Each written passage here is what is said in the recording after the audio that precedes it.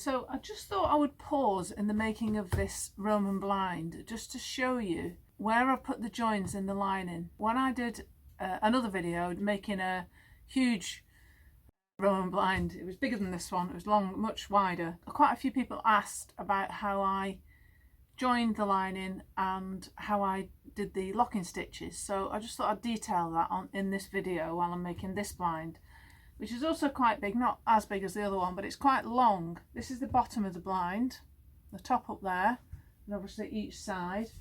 And so far I've added in interlining, there's the face fabric, so the interlining, blackout lining, and this is, and they're all sewn in ready, and this is the final lining that goes on the back with the rod pockets in. I've not sewn this on yet. I thought I'd just show you how I'm going to do it and where the joins are in the lining. Because it's so long and obviously it's wider than the width of a normal fabric, rather than do the standard putting a join in there and there, as the face fabric is, obviously because this needs to be pattern matched, there's a join there and there's a join on the other side. If I was to join the interlining, the blackout lining and the lining in the same way, there would be so many joins here, so many layers here.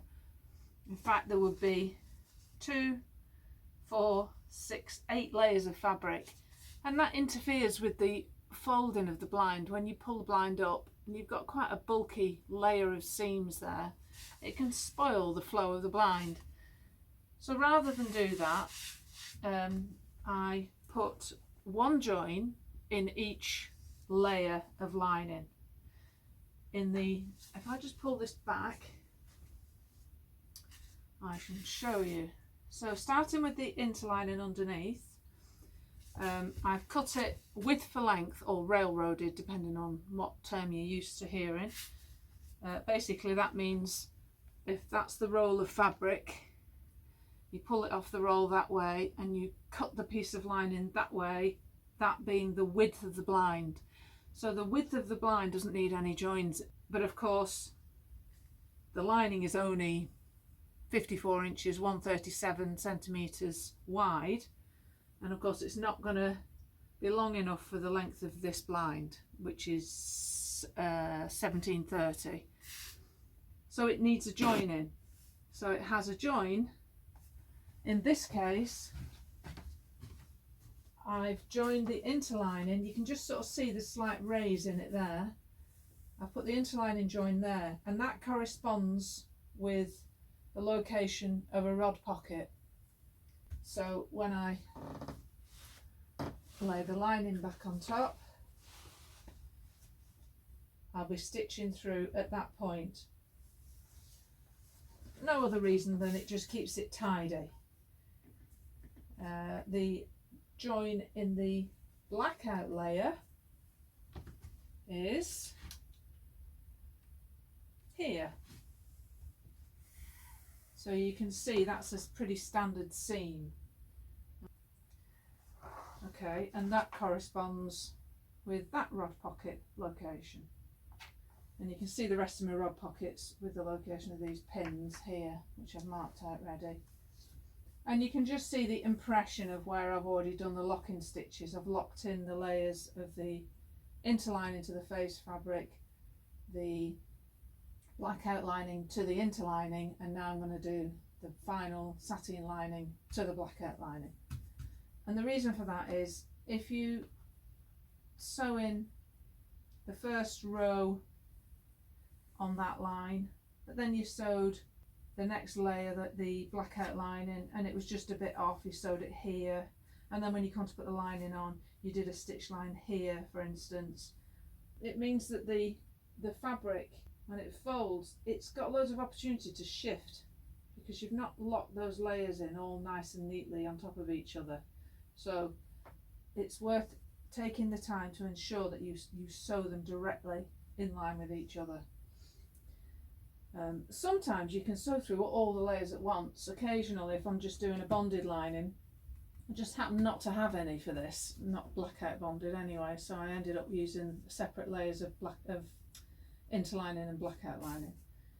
But if I was doing a bonded lining, I might well have just laid it on in place, put the lining on, folded it back, and then lock through, and so it's directly through, and just catch this face fabric all in one go, which I've done a few times, but it's a big blind and there's lots of joins, so I just wanted to make sure it was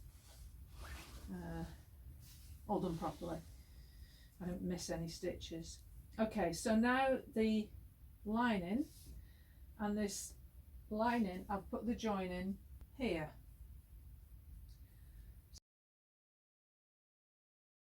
That would have originally been 54" wide, 137, and I've cut it down, and the same with that piece. And I've joined it, the two widths down there, just a standard seam, and then I've folded it back and created a rod pocket as normal. So the seam is right at the back of the rod pocket, so this bit is normal. You're not going to see any difference. And this joined rod pocket, this join in the lining, isn't in the same location as any of the other joins. So I've got the interlining join under there, the blackout lining join here, and the lining join here. So they're staggered. If I was, again, similar to if I was to do it the standard way, if I was to put all those joins on top of each other, you get one bulky rod pocket. That might well affect the folding of the blind. You might just see it. You won't see any difference in the light coming through because it's blackout lined. You won't see that shading of the multiple layers. But the bulk of it, the physical bulk of it, might well affect that one fold. So rather than risk that happening, it may not, but rather than risk that happening, I choose to stagger them. Okay, so the other thing I'm going to do while I've got it here, I'm going to fold this back, and I'm just going to show you how I do the stitch line as well, because that was something else that people had asked about.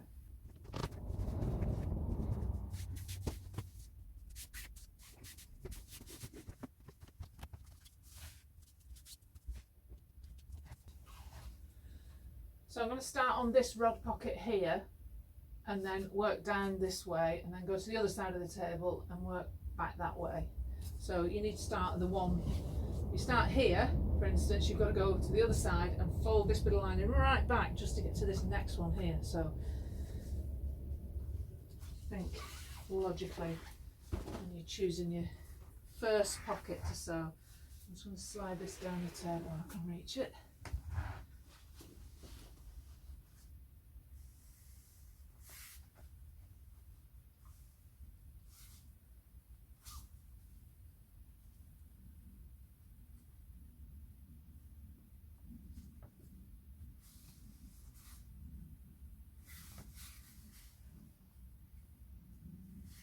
Now I can see the little stitches of the last row I did when I sewed the blackout lining on. So I'm just going to line up this seam of this pocket with those little stitches.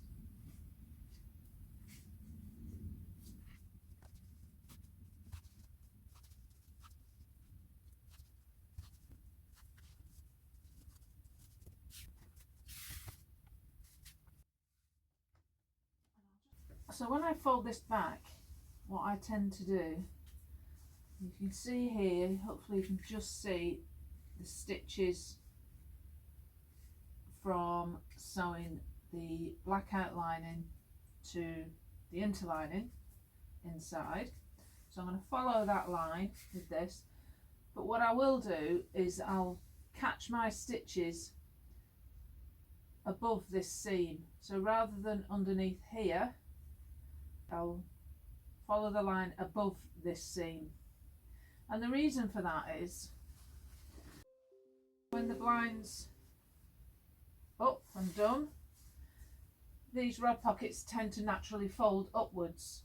So any stitching that you do, will be hidden behind there. So you can be perhaps a little bit more agricultural with your stitches than you might normally be, and it won't matter because they're going to be behind there.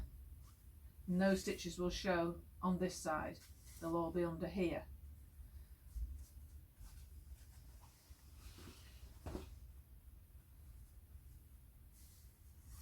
So I'll show you how I do the stitching on this one, on this row, and then I'll finish the blind because I've obviously got to finish it anyway, and then I'll also show you what it's like when it's complete, because then another criticism I got from that last video is I made this blind and it showed me doing all the stitches, sewing the rings on and everything, putting the headrail on, all from the back, and I never showed you the front. Well, there's a reason for that. It's because it was for a client, so I couldn't really share that with you.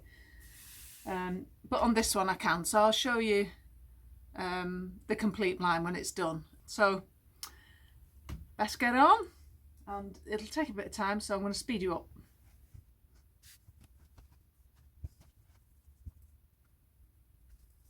So this row of stitching can actually be done, you can sew it either way. I sometimes sew coming back down the other way, a bit like a herringbone stitch, because you've got to, I do a loop stitch, so like a lock-in stitch, but I'll show it you this way. So I'm going to start in a bit. What I will do when I sew, when I hem down this side, when I hem the lining down, I tend to put an extra stitch in at this point just to secure it a bit more, so you don't have to start right at the very end.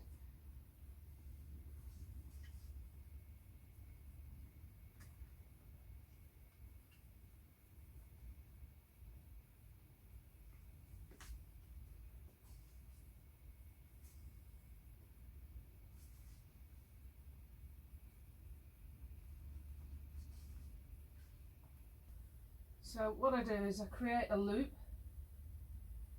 a circle if you like, of thread like that, and then I sew within that circle.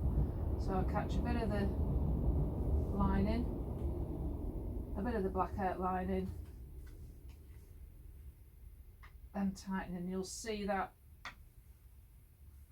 thread causes like a sort of, a bit like a half a knot.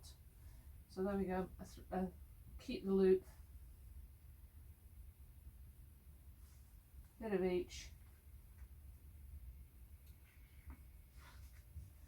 and that lock there, it helps to prevent you pulling the stitch. If you just did a normal running stitch, it has a tendency to tighten up in places, whereas this keeps the tension as you want it with each stitch, and doesn't allow it to sort of pull and run.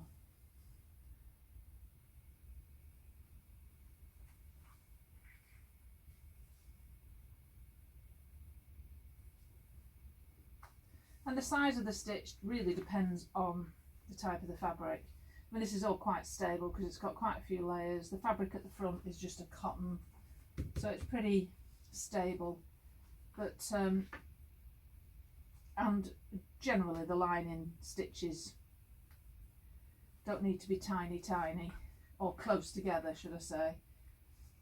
The front row, actually, if this was a really fine silk or a particularly satin, something that really shows every little mark or every little stitch, I would tend to do really tiny stitches, perhaps only a centimetre apart, because otherwise you get dimples between the stitching, and that really shows on a sort of sheeny, plain sheen fabric. But on this one they were probably about the same as this, about an inch apart.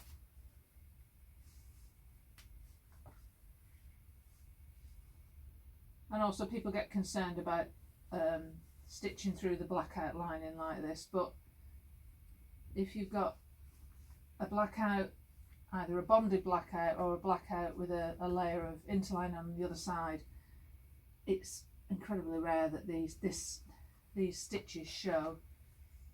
The stab stitches do tend to show because they're under a lot more pressure, the old more traditional way of stab stitching, which to be honest I've never really subscribed to.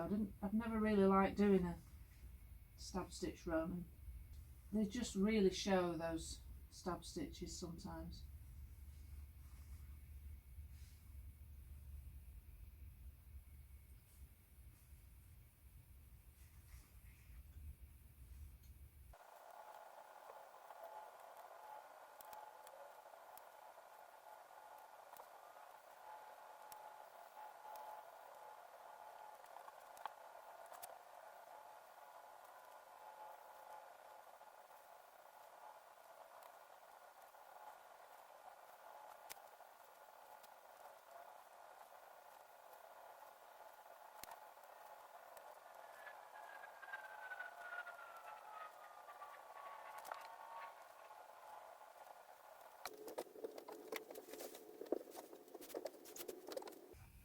So this is the first row, and you'll see it's held now against the lining.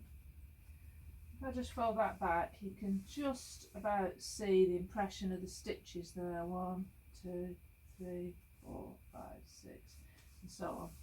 But because it's just above that seam, underneath there's just no sign of it at all. So I'll do this one next while it's in front of me.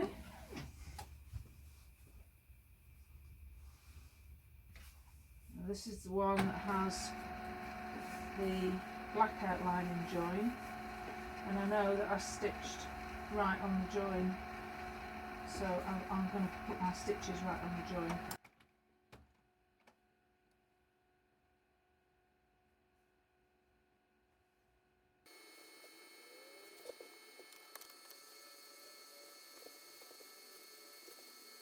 And I'll work back down the other way on this one, just so you can see. I can stitch the other way as well. Not sure how clearly be able to see this end first, but I'll move the camera when I get further down.